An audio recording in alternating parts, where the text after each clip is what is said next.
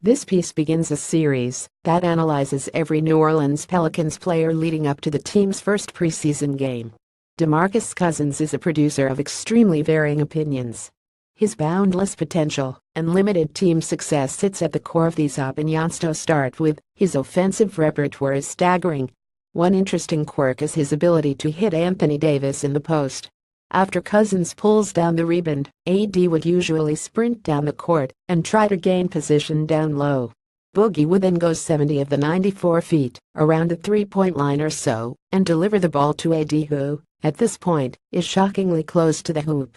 The rest is obvious for a normal Anthony Davis shot attempt. Cousins is also very good at finding Davis for alley-oops.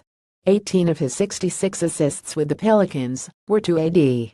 Either running a 45 pick and roll or simply finding him on a cut, Cousins threw a ton of alley-oops to his fellow star.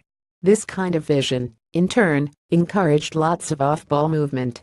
Matt Moore outlined this in his recent and fantastic piece on the Pelicans.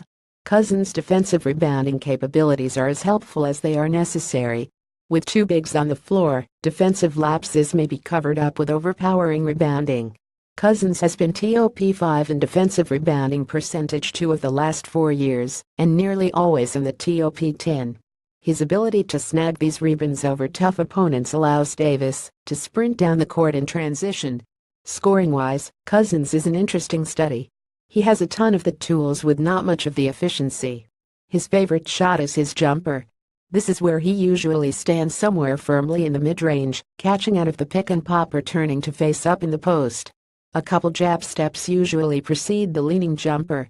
Despite shooting 790 jumpers last season, he was only able to hit on 34.8% of them. He was best when looking for the bank shot. He didn't use it very often, technically, looking for it only 25 times last season, hitting 20.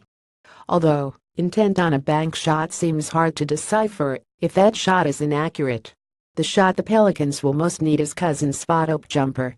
Luckily, that was a very efficient shot for him in his brief time with the Pels, 95th percentile to be exact.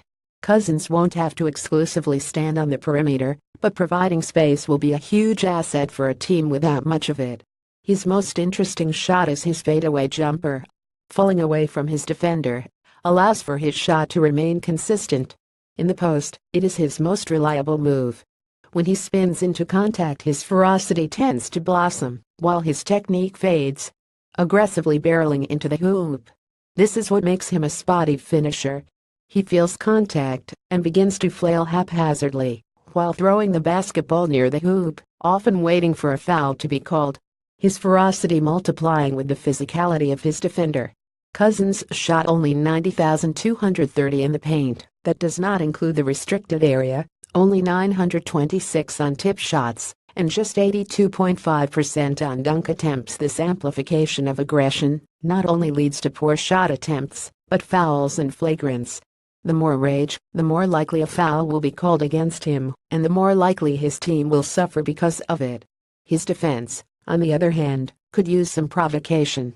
When motivated, he can excel as a defender and make Anthony Davis and him a fortifying duo.